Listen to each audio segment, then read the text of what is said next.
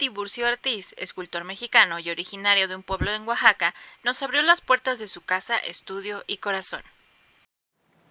Es una historia bastante larga y bastante difícil porque yo soy de un pueblo muy chiquito, de 300 habitantes, ahora son 100 o 80, porque han emigrado. Entonces es un pueblo que tenía 2 maestros de primaria. Entonces allí yo en mi casa vi arte siempre.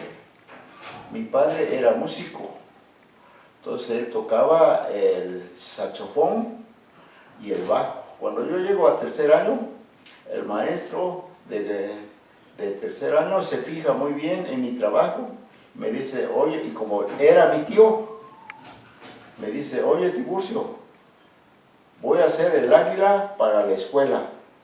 Quiero que saques esta águila y lo hagas en grande, a ver cómo le haces. Allí empiezan mis retos. Y luego al mismo tiempo yo iba al monte también, a cuidar mis chivos y mis vacas, y había que entretenerse en algo. Pues, yo empecé a encontrar piedras así calizas y se pueden tallar con cuchillo. Entonces eso es lo que yo hacía, mis carritos, hacía cosas así sencillas, pero yo no pensaba en dedicarme en arte. Yo creí que era una cotidianidad de la humanidad eso, o sea que era lo que teníamos que hacer porque pues, no teníamos esto que hacer. Pero como cuando dejaba yo de hacer eso, yo tenía que tejer el sombrero, porque de eso se vivía la economía del pueblo. Después de estudiar tercero y cuarto de primaria en su pueblo, se trasladó a la ciudad de León, en donde cursó quinto y sexto de primaria.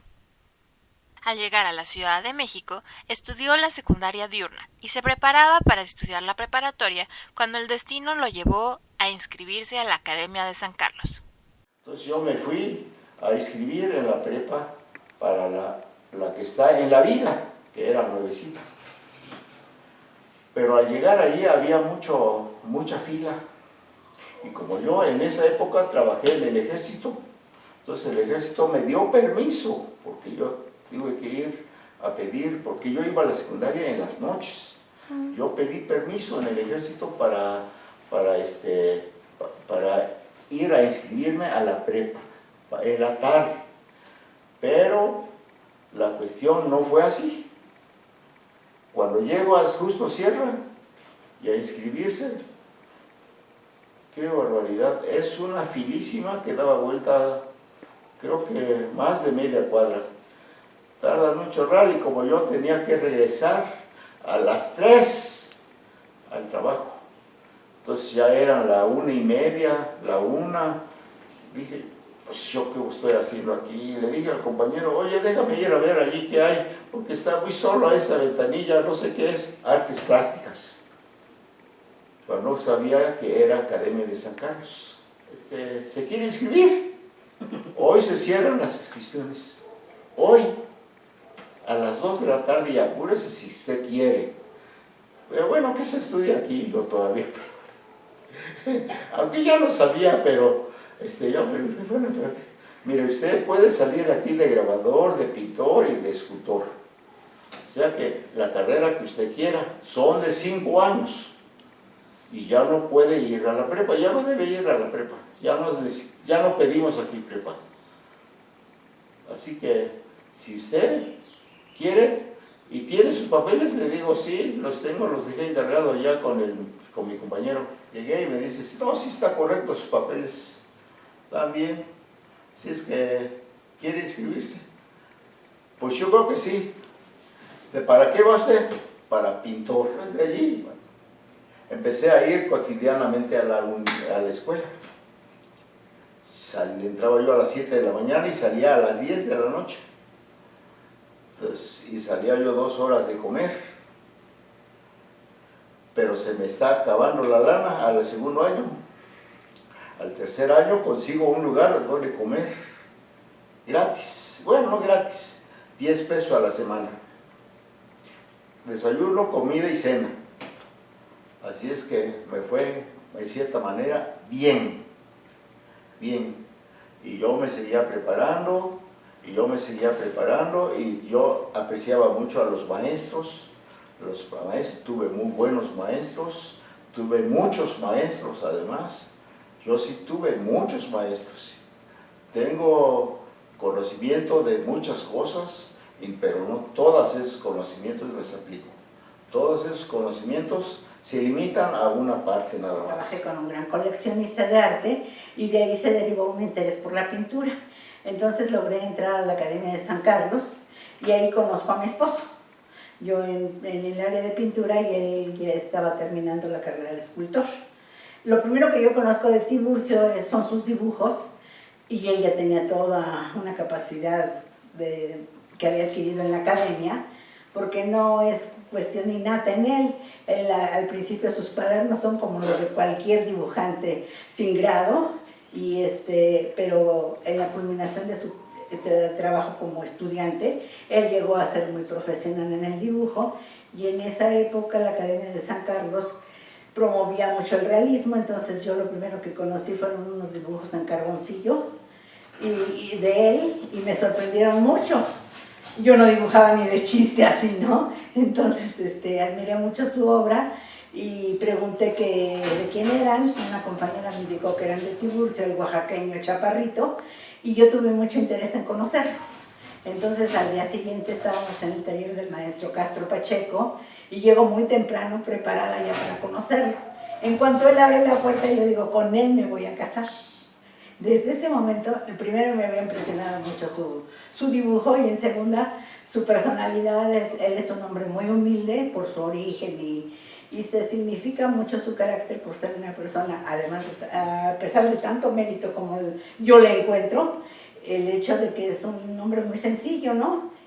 Una de las piezas claves de la obra de Tiburcio Ortiz es la escultura del flechador. Porque no es un símbolo para los mixtecos de aquí, de México. ¿Por qué? Porque es un símbolo fundacional de la etnia mixteca. Eso sucedió hace 1600 después de Cristo, ¿no?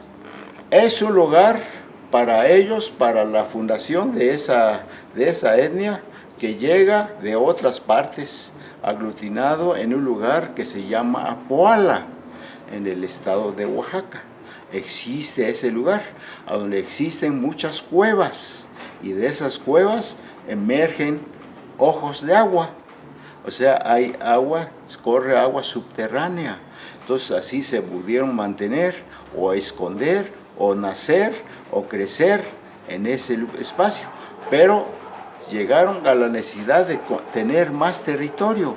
Entonces salen al mundo, salen a los montes, salen a ver qué es lo que hay para conquistar. Pero al no hallar nada más que el sol, que estaba quemante y fuerte, que siempre estaba recorriendo el universo, digo, de mañana a tarde. Entonces el flechador sale y dice, es que al que hay que vencer es al sol. Entonces empezó a flecharlo. Es un mito, hay que flecharlo. Entonces lo flechó.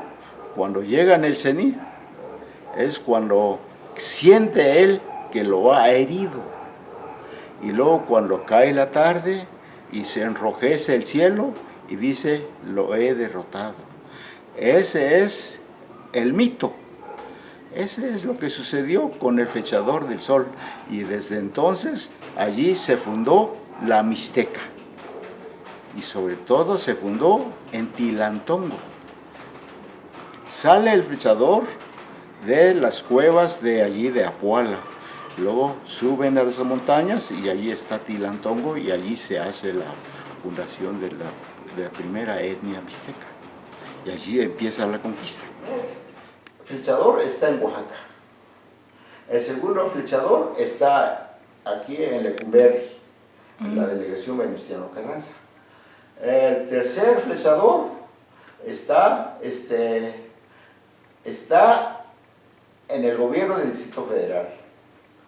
Allí está, guardado, creo. ¿Por qué? Porque lo confiscaron en un lugar aquí en Xochimilco. Aquí estaba. Entonces, pero esa es otra historia que no me meto. Y otro que tiene el gran enemigo político de los políticos, Ahumada, Carlos Ahumada, me compró una copia y creo que la tiene en su casa o la tiene no sé en dónde. Pero ese es la quinta parte, el quinto flechador. Entonces me falta sacar una nada más y ya, Okay. para terminar con la sesión de 6 piezas.